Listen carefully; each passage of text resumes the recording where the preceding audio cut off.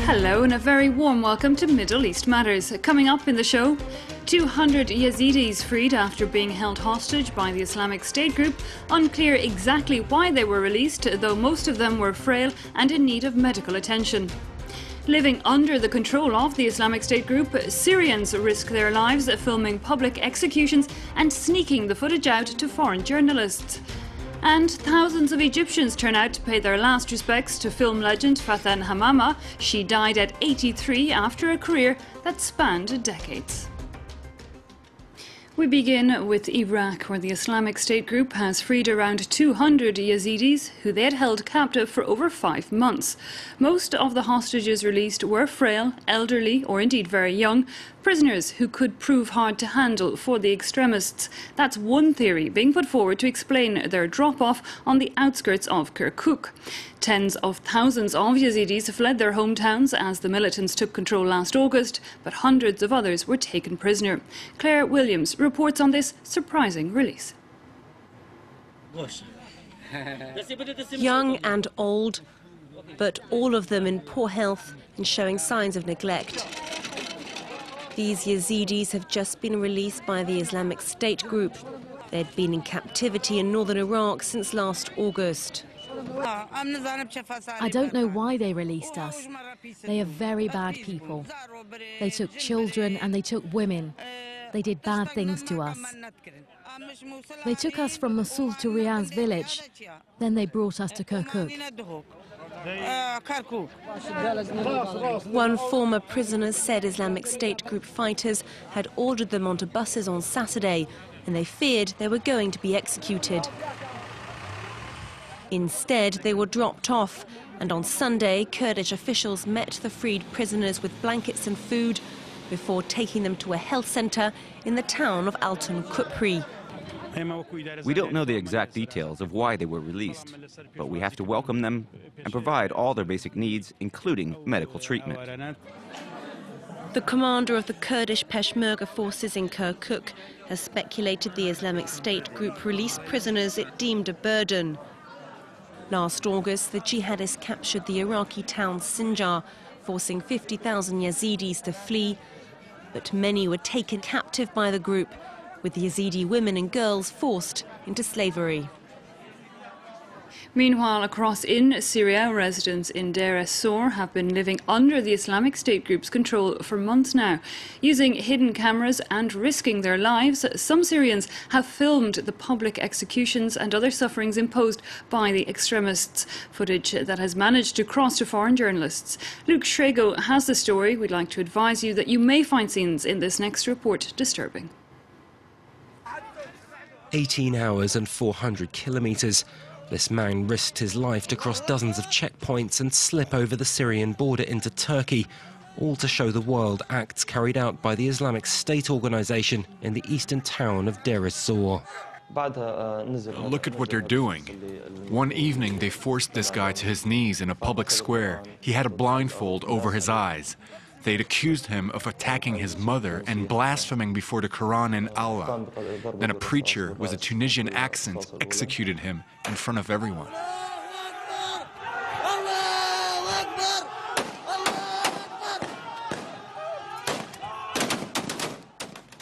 Using a mobile phone, the young Syrian filmed as much as he could. His footage shows how stonings and decapitations have become the new norm for Deir ez-Zor. We want to show the reality of what's going on in Syria. We want to use hidden cameras so that everyone can see our tragedy under the Islamic State organization. He's not alone. Others have braved the jihadists' wrath too. Last April, this woman was able to show what had become of everyday life in Raqqa, hiding her camera in a handbag. Islamic State organization fighters have virtually become a part of the scenery, and the town's inhabitants have no choice but to bow before their edicts. إذا ما الواحد مثلا ما التزم بالقانون وقت الصلاة شو ممكن يصير؟ Those who don't go to prayers have their shops shut for a month and they're sent to prison. They're whipped and have to pay a €750 fine. The young woman's able to capture scenes of misfortune, such as people unable to support themselves pressing for food handouts every day. They post much of their footage online, despite the personal risks they're taking. I have absolutely no doubt they'd execute me in public. So what? It's already happened to several activists.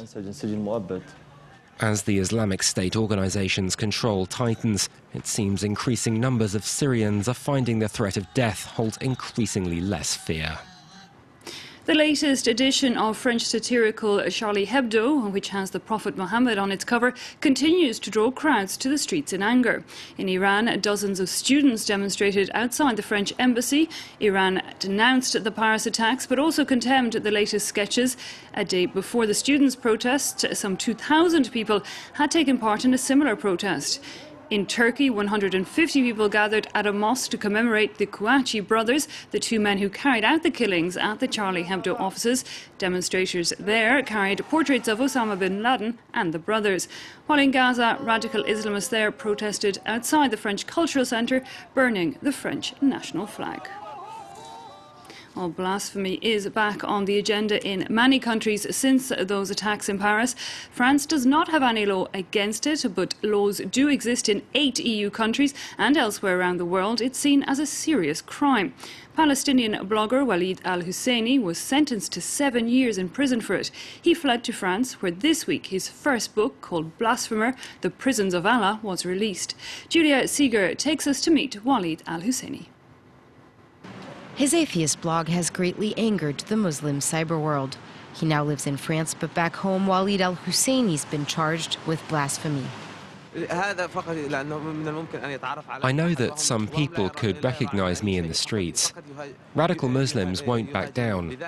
They could kill me, but I'm ready to keep on fighting. I won't stop fighting the forces of darkness and backwards thinking. Walid is the son of a barber from a small town in the West Bank. After studying computer science, he started blogging 7 hours a day in a local internet cafe. In his articles, Walid composed parody versions of Quranic verses, skewered the lifestyle of the Prophet Muhammad, and chatted online using the sarcastic web name God Almighty.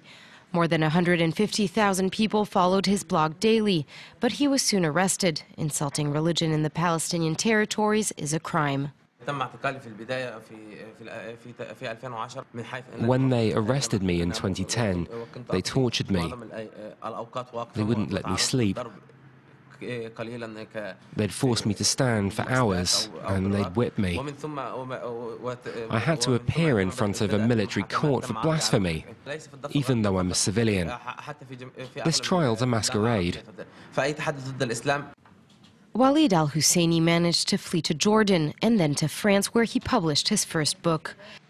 He discovered upon his arrival in Paris he had been sentenced to 7 years behind bars back home for insulting Islam and inciting religious hatred. Finally, Egypt bids farewell to one of its movie legends, Faten Hamama, who starred in over 50 films and inspired generations of women, has died at the age of 83. Thousands turned out in Cairo to attend her funeral. Luke Shrego gives us a flashback of her life and work. Gracious, distinguished. Little did she know it, but Faten Hamama would take Egyptian cinema by storm. Did you start young? Yes, I was 7. My mother always wanted to put me into contests for children. She thought I was pretty. But I always came 4th or 5th, and she was furious. One day I came 3rd, and a director really liked my photo because I had tears in my eyes. He offered me a part straight away. Hamama's career would take off in the 1940s and reach its peak a decade later when she was just 19. Melodramas, political commentary. The young woman would take on any role, and it made her the darling of the Egyptian public. Starring in Yusuf Shaheen's 1954 work Struggle in the Valley, Hamama would win over one more heart, her co-star, Lebanese-born Christian Michel Chaloub. He would convert and take the name he's better known for today, Omar Sharif, and marry her a year later. They went on to have a son, Tariq, in 1957. She'd star alongside Sharif in many films, notably 1961's River of Love, based on the Russian epic Anna Karenina. How many films have you made? More than 50. In 1968, the two would take different paths. Omar Sharif left for Hollywood, while Faten Hamama remained in Egypt as her films gained a more social aspect. In 1975, she played a wife trying to separate from her husband. After the film's release, the law was changed to allow women to file for divorce. Hamama has left scores of films as her legacy. During her Cairo funeral, some 2,000 people turned out to pay homage. She was a classy actress in her performances, and we wish that she was the role model for all actresses. She was very respected, and we're going to miss her a lot. Hamama may not have made a film for 20 years, but she wasn't called the Lady of the Arabic Screen for nothing. At the age of 83, she was just as popular throughout the Arab world as she was in decades past. Well, that brings us to the end of this week's show. Do take care and see you again next time.